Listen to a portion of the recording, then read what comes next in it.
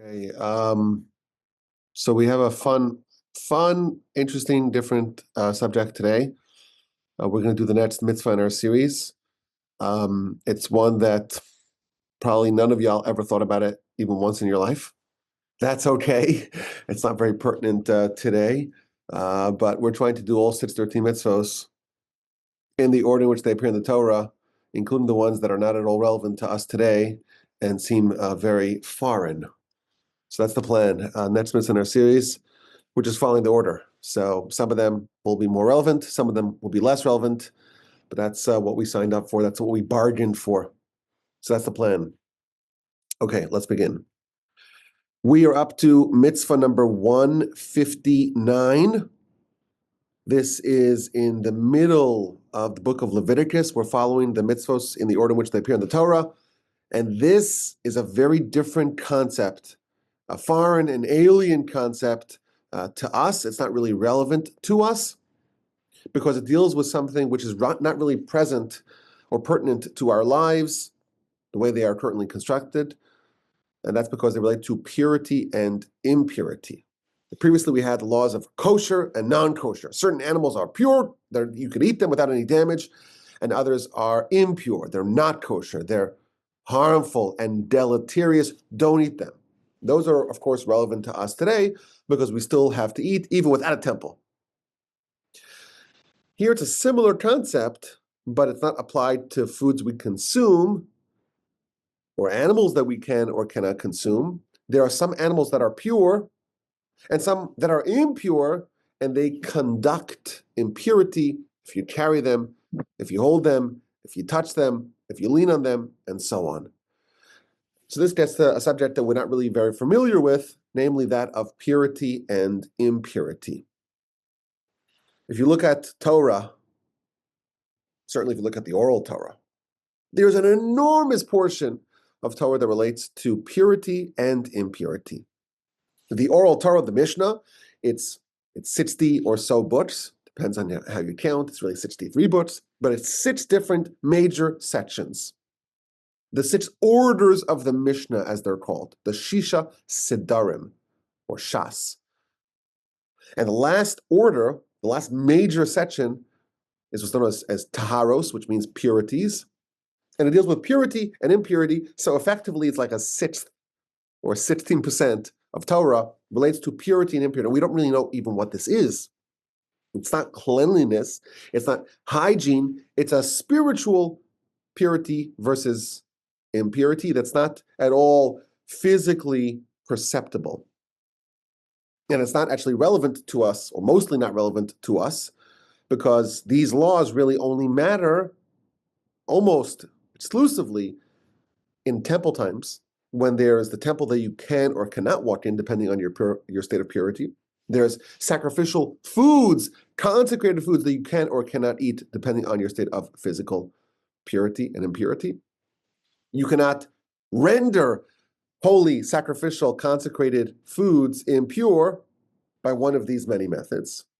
So primarily these laws are only applicable in times of the temple, and thus not very relevant to us today. There are some laws that are applicable today, and even the laws that we're going to cover today may be applicable if we are interested in preserving the higher state of purity. So there are some things that are impure and may conduct and convey impurity. So for example, we're familiar with part of the Torah that talks about tsaras. Tsaras is some sort of affliction. It could be on your skin, it could be on your garment, it could be on your house. And this is indicative of some sins that you may have done. And there's a whole system for how to restore purity. You got to bring the Kohen has to diagnose it, you may be quarantined. There are really 2 sections, 2 parshas in the Torah, Tazria and Mitzvah, that talk about the method of determining and diagnosing the impurity of tsaras, and the method of remediating it, of removing it. There's another class of impurity that comes from dead animals of various kinds. One of them, mitzvah number 159, that we shall cover today. There are certain things that can happen to men or women that will render them impure. They could have certain emissions. Certain things can happen to them that would make them impure. And each one of them has a different system, a different protocol for determining the impurity and remediating it. And of course, there's the Torah section that we are familiar with that talks about a human corpse and the purity that it emits. These items, these things can cause impurity to be transmitted in different ways, by touch, by carrying, by being in the same room or enclosure, by sitting on them, by reclining on them, and they can transmit impurity to people, to things, to food, and to drink. Now, again, it's not so relevant to us today because a person who is impure cannot enter temple grounds. A person who is impure cannot eat consecrated food. And the consecrated food itself cannot become impure and must be protected against impurity. And the methods of remediation are, of course, different, depending on the different type of item and the different type of impurity that it received. We are familiar with the concept of the red heifer. The red heifer is a red cow that you have to slaughter it and burn it and make a huge pile of ashes. And that ashes are mixed with all sorts of ingredients that are sprinkled upon someone who is impure because of contact with the dead. And then there's a whole process outlined in the Torah, not just that, the red heifer, the sprinkling of the red heifer, concoction, but all sorts of other things that have to happen in order for them to have that impurity removed. There are sometimes that sacrifices are brought, and certainly immersion in a mikvah is part of it. The details, of course, are vast and voluminous. And as I will remind you for the third time, these are ideas that are very distant for us, and that's going to be a major subject of what we're going to cover today, the fact that the concepts here are quite impenetrable and foreign. Mitzvah number 159 are 8 specific animals that are impure, and their carcass, their corpses, render impurity. If you look at Leviticus, Vayikra, Parshas Shemini, after it talks about kosher and non-kosher animals, it talks about a different class of animals. The 8 specific animals, creepy crawlers, rodents of sorts. This is in chapter 11, verses 29 and 30, that when they die in their death, they are impure. Now it lists the animals in Hebrew, and there's some sort of debate or uncertainty as to exactly what is the identity of these 8 animals. In many books that talk about these animals, it'll just transliterate those words because there's a lot of debate as to the identity of these animals. That said, if you want to follow the opinion of Rashi, you have number 1, a weasel, a mouse or a rat, a toad, a hedgehog or a porcupine, certain species of lizards, other types of lizards, snails, and of course, a mole. These are not generally pets, at least outside of Harry Potter. But these animals are pure and they cause impurity when they are dead. That's the mitzvah, mitzvah number 159. These 8 different animals, these shmone shratzim, these 8 rodents that are impure. These 8 to the exclusion of any other. Now, when we read this, it's mysterious. Nothing about these 8 jump out at us as being uniquely different. And we don't know why they specifically conduct impurity. Why do they specifically hinder purity? We have no idea. And that's actually the main subject that the Sefer HaChinuch, which is the book that we are using to navigate the 613 mitzvos in the order in which they appear in the Torah, the main thrust of his piece on this mitzvah is about the fact that it's actually unfathomable to us. It makes no sense to us. In every mitzvah, he tries to give a little reason, a little flavor as to what potentially is the reason why the Almighty gave us that mitzvah. Not to say that that's the definitive reason, but it's something which can bring the concept of a mitzvah closer to us. He gives an introduction to his offering of a reason of this mitzvah, and he says like this: we have no doubt. I'll tell you something that you'll agree with, says the Sefer HaChinuch. There hasn't been a single person throughout all of existence who knew all of wisdom to its very end, to the furthest extent of wisdom, without missing anything. Humans, our knowledge is not complete. And even if we amass more and more knowledge and we understand more and more, we haven't reached the end. And even Moshe, the greatest man who ever lived, the one who received all the secrets from God. Our sages say that there are 50 gates of wisdom, and Moshe received 49 of them. He got 49 of 50, which is not bad, 98%, but it's not everything. We're also told that there are 70 facets of Torah. Now, Torah is the source material of all wisdom. And thus, if someone has all of Torah, they necessarily will have all wisdom. And there are 70 facets of Torah and 50 gates of insight and wisdom. So if you add it all together, the 50 gates of insight, of wisdom, plus the 70 facets of Torah, you have 120 different realms of wisdom. Moshe had all 70 facets of Torah, and he had 49 of 50 gates of wisdom, and that is 119 out of 120, which is a better rate than 98%. It's pretty good. It's more than 99%. But it's still not everything.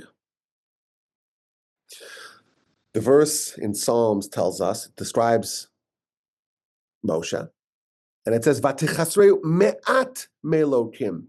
Moshe was a little bit less than God.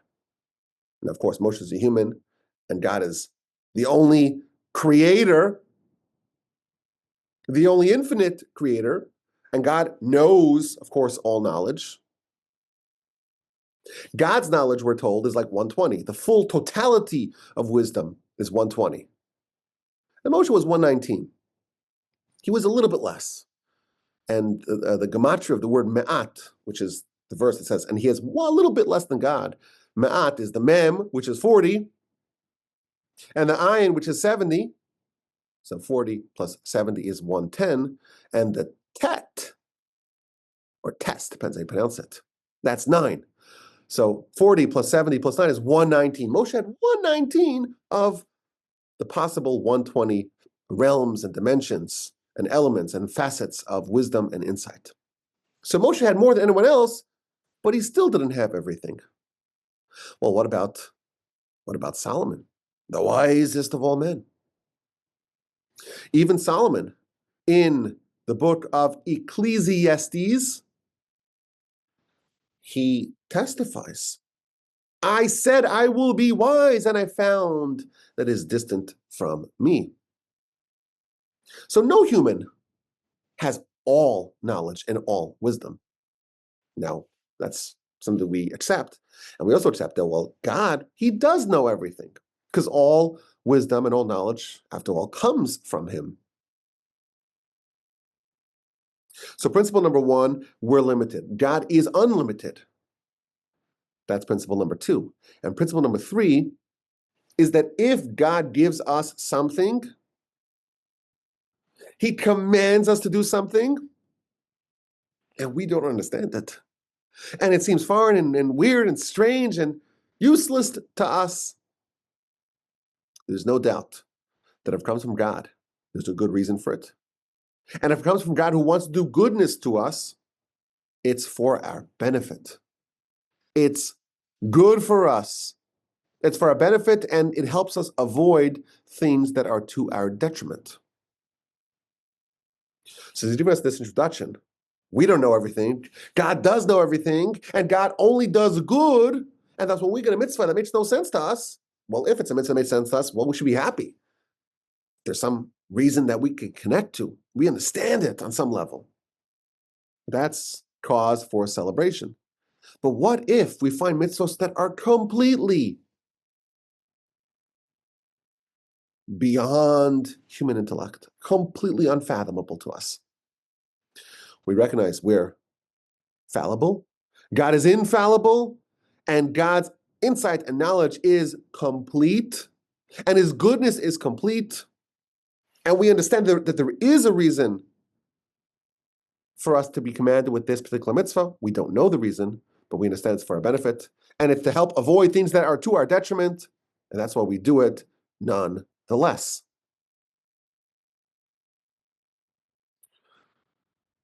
It doesn't say this, but some of the other commentators talk about how when someone goes to a physician, and they're not a physician, they didn't spend 12 years in medical school and residency and pre-med, and then they did their fellowship.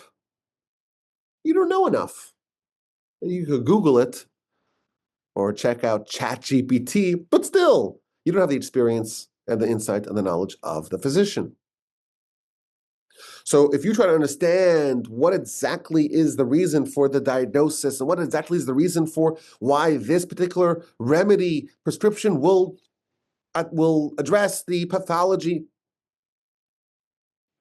you understand that this is the expert. You're going to the expert, and the expert will give you the proper course of action to achieve the desired result. Almighty God knows everything. He created us. He created everything. All created existence comes from God. So when he gives us something that makes no sense to us, we bow our heads and humbly say, thank you for giving us something, even though I didn't understand why I need it, and I don't understand why it helps me in my objective. Now, it's interesting, the whole book that we're studying here, it's giving us a little bit of each mitzvah, a little flavor, a little snapshot of every mitzvah, and also the reason for the mitzvah. You open up the Torah, we have commandment following commandment following commandment, and very, very infrequently, we're given a reason. Isn't it interesting that the Torah itself does not offer very much in the way of reasons for mitzvahs? So here we're going to have a whole section of mitzvahs that make no sense to us, and we'll have to really work really hard to find a reason for it. So the Sefer Chinuch tells us that the Talmud addresses the reason for the omission, for the nearly complete dearth of reasons for mitzvahs in the actual scripture of the Torah. If you are given the reasons for mitzvahs, it may lead to grievous blunders. And it cites the example of 3 mitzvahs that we are told the reasons for. Mitzvahs that are not relevant to basically everyone who's listening, because they relate only to a Jewish king. Cannot have too many horses, because that will lead the king to go back to Egypt. Cannot have too many wives, because that will lead his heart to go astray. Cannot have too much money, because that will cause him to be haughty, to lord over his brethren. So we're given 3 mitzvahs for a king and the reasons for them. And there was a great man, the wisest of all, King Solomon, who said, oh, here we know the reason. So if I could find a way to have horses without the concern of going back to Egypt, and I can have wives without the concern of them leading my heart astray, and I can have plenty of money without lording over my brethren, well, then it's okay, right? And indeed, he blundered. His wives led him astray. He went back to Egypt, and he lorded over his brethren. So it's very dangerous to be told a reason, because then in our puny little brains, relatively speaking, of course, in our puny little brains, we say, oh, now I understand the reason. So I'll just do it, I'll violate it, and make sure that the reason is maintained. And if Solomon blundered, well, we're very liable to blunder ourselves. That's the introduction that he gives to this reason for this mitzvah of the 8 different animals, the 8 rodents that are impure when they die. He tells us, well, once we know these introductions, we know God will not command us in any mitzvah that's not for our benefit and that's not good for us. And when we have forbidden foods, why is this forbidden? We don't ask the question. We understand that this is for our benefit. When there's purity and impurity, don't do this and this and this because it's impure. And we don't understand why. And you try to use all your faculties and all your ability to discover, and you don't find the answer. You cannot find an answer. We still know that it's for our benefit. That said, when it comes to impurity, the Sefer Chinuch will offer us a reason. And he says, listen, for most people, they don't understand this at all. But the general idea, or a general idea that we can have when it comes to purity and impurity, is that it relates not to our body, but to our soul. Impurity damages not the body, but the soul. Impurity weakens not the body, but the soul. Just as we know that not all foods are created equal. Some foods are healthy, are good for you, and some are bad for you. Some practices are good for your body, and some are bad. Everyone agrees that doing some exercise, it's good. Let me argue how much. High intensity, or maybe cardio, or lifting. Everyone has different perspectives as to exactly what type of exercise is good. But everyone agrees that some exercise is beneficial. And everyone agrees that certain foods are more healthful than others. Well, that's for the body. What about the soul? The Almighty organizes for us in the Torah things that are good for our soul and things that are damaging and hurtful and injurious to our soul. And he says, we have kosher food, non-kosher food. The Talmud says, why should you not eat non-kosher food? Because it clams up your heart. It gummies up your heart. It makes it impenetrable and unimpressionable. It weakens your ability to use your heart properly, to be sensitive to matters of the spirit. Similarly, when it comes to impurity, these are things that are damaging in a way that you will never be able to measure with any physical tool or implement. It's damaging spiritually. It's damaging to your soul. And then he says, wait a minute. The rodents, the 8 rodents that are forbidden to us, or not forbidden, but that cause impurity when you touch them, and these are all physical things, and you touch them physically. So if it's a physical thing that you touch and interact with physically, how could it possibly damage the soul? Where's the touch point that these items can convey impurity to the soul? If it touches your body, well, how would it affect your soul? That's a clever question. And he says it's not such a good question because, after all, your body and your soul, they're merged, they're fused together, they're touching, they're partners. There is no part of your body that has no influence of the soul. The soul permeates every part of the body. And thus, when you touch something, even though you touched it physically, there's actually parts of your soul, your spiritual counterpart, that's also part of this. You're only animated because of your soul. Life permeates the entirety of your body so long as your soul is within you, and it permeates the entirety of your body. And therefore, if you're touching it physically,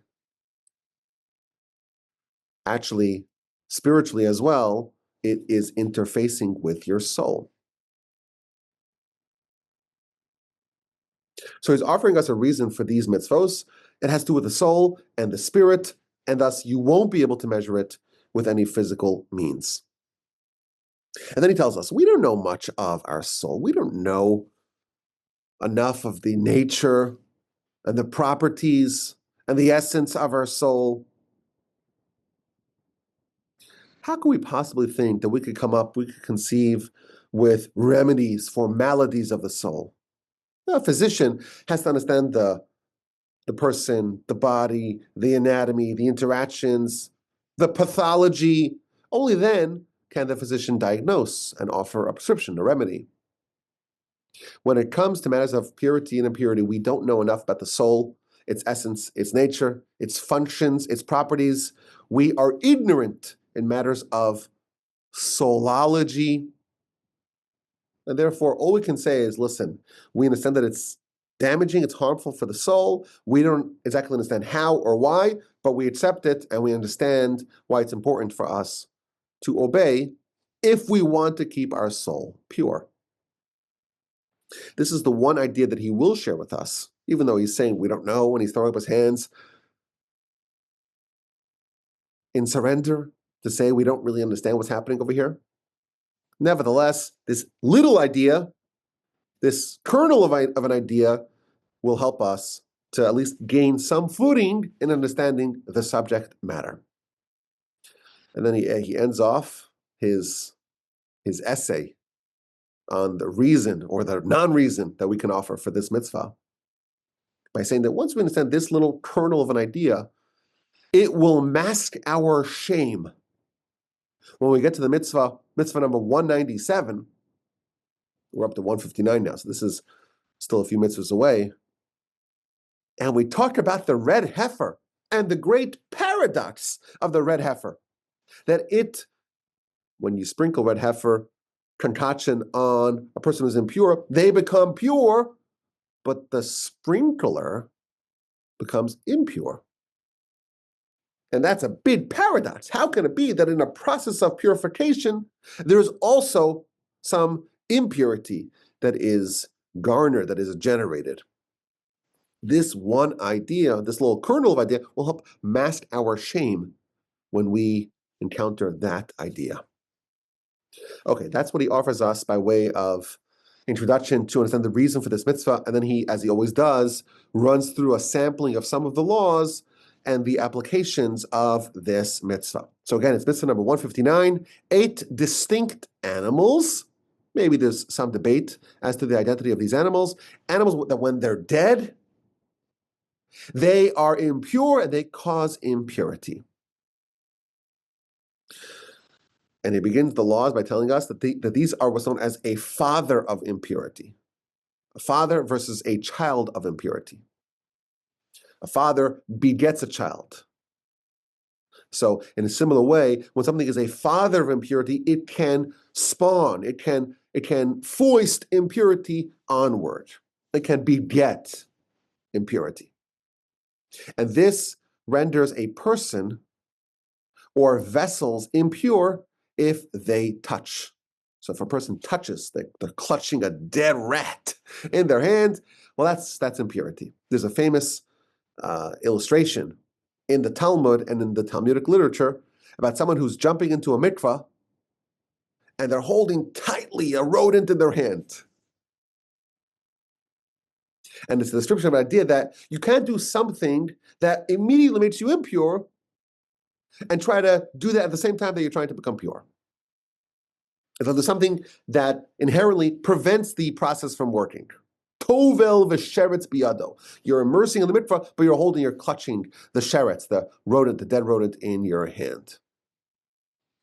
Now, there are different classes of vessels, and there's something called a kli cheres, an earthenware vessel. And the way that an earthenware vessel becomes impure is a bit different.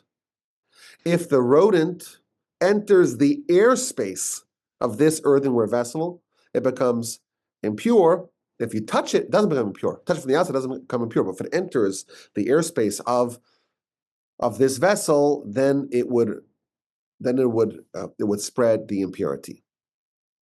Now the animal has to be dead, and it's only these 8 and not others. For example, a snake or a scorpion. These do not qualify to be included in this mitzvah. It does not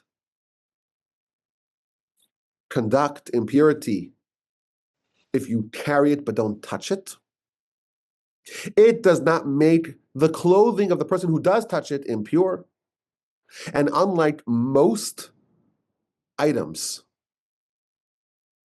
that we have to find the volume for the minimum required volume for the halachic significance to be in effect, typically it's an eggs volume or an olive's volume. How much of a rodent must be there for it to conduct impurity? Here is the size of a lentil, which is even smaller.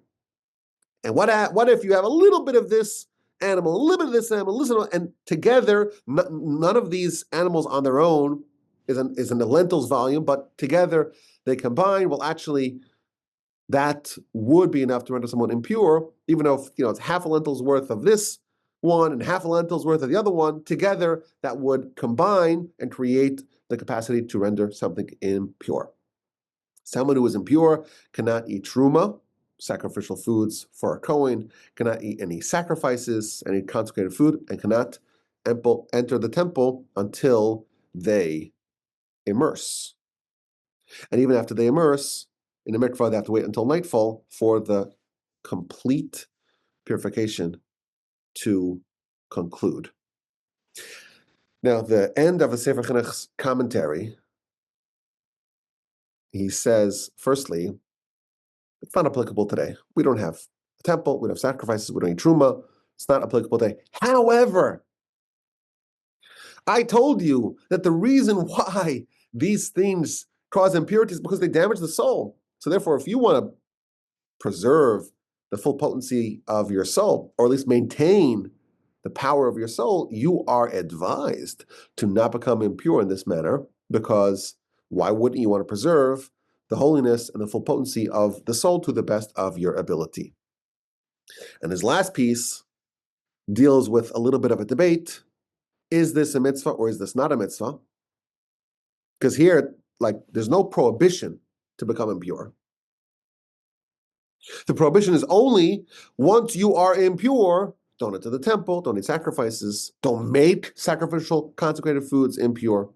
This is just like the category. So there's a debate, as we saw in the past, between Rambam with an M, Maimonides, and Ramban with an N, Nachmanides. What is the status of laws that are the system in which the transgressions and performative mitzvahs apply? Is there a mitzvah to identify which animal is kosher, which is not? The Rambam says yes. Ramban says no. The prohibition is only don't eat an animal that's not kosher. But to identify which one is, which one isn't, that's not a mitzvah. Similarly, over here, the mitzvah in question is only the concept of the 8 animals that are impure, render impurity. But the Rambam would again say this is included in the 613. The Ramban would say not. One final point, the Sefer Chinuch wrote that the snake, the serpent, the scorpion, they're not included. And if we think of an animal that most represents impurity, it should be the snake. It should be the serpent. After all, that was the animal that embodied the force of the evil inclination that caused Adam and Eve to sin. So if there was any animal that goes on its belly, that slithers, that is a low animal, not a high animal, not a bigger animal, a smaller animal, a lower animal, that is impure, that conducts impurity, it should be the snake, right? So it's interesting that some of the commentators actually address this question. The Rabbeinu Bechaya in Leviticus 11:30 says, wait a minute, this is the root of all impurity, all spiritual contamination comes from the primordial serpent. So why is he not impure? Why is the snake not impure? And then he tells us a very clever, interesting answer. Snakes can be deadly. Venomous snakes, constrictor snakes, they could be dangerous. And there's a mitzvah for us to eliminate things that are dangerous. If you see a deadly animal roaming about, you're required to kill it because otherwise it may hurt someone. But what if you know that you kill the snake and suddenly you're impure? You can't go to the trip to the temple. You can't eat the sacrificial foods. You got to go through a long process of, not a long process, but a process of impurity, of purification. You may have second thoughts about killing the snake or the scorpion. And therefore, Torah doesn't want to prevent someone who would have otherwise removed that menace from killing it. And therefore, it says you can't eat the snake, but if you touch it, it is not a problem. Which, by the way, it's very helpful for someone who wants to wear like snakeskin boots. That's more than a lentil's volume of snake. Nah, that's not really my style.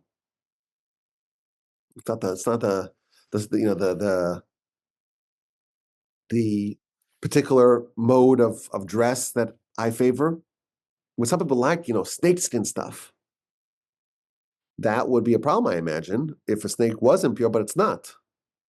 So I guess we could celebrate that.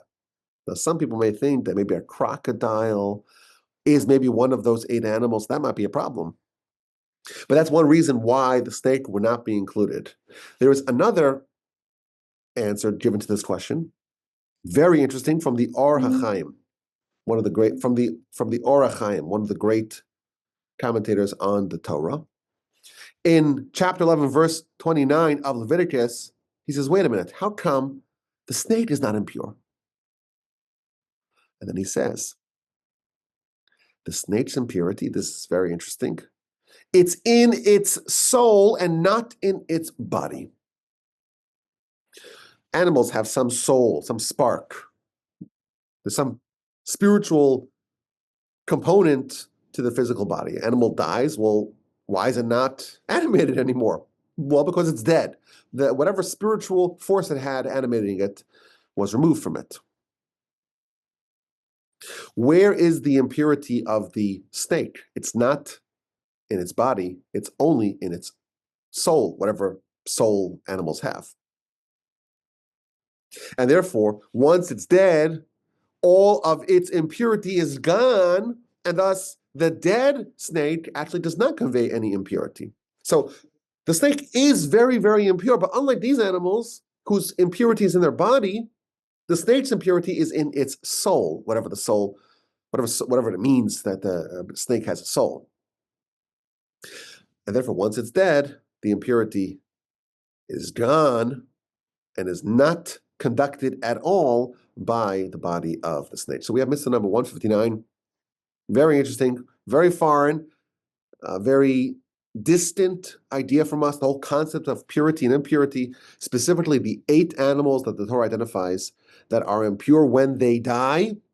What those 8 animals are, we don't have unanimous consensus on. We have the list of Rashi. Maybe others may argue on the exact list of 8. Someone touches them, they become impure. They cannot eat certain foods, cannot enter into the temple grounds. If these dead rodents, if they render or they touch foods, they make them impure, and so on. These are some of the laws. Again, it's not relevant to us. It's a very distant idea from us. But I think maybe the takeaway for us is the larger essay that he brought. Namely, we don't know everything. God does know everything. And he only does good for us. And yes, we may find a reason for a mitzvah here, a reason for a mitzvah there. That's not the totality of the reasons for mitzvahs. We accept them all, whether we understand it or not, because we understand that he wants our benefit and wants to help us avoid things that are damaging and to our detriment. Mitzvah number 159, the mitzvah of these 8 impure animals. My email address is rabbi.wolbe@gmail.com. I look forward to your questions and comments and your feedback. Okay. What a fun mitzvah.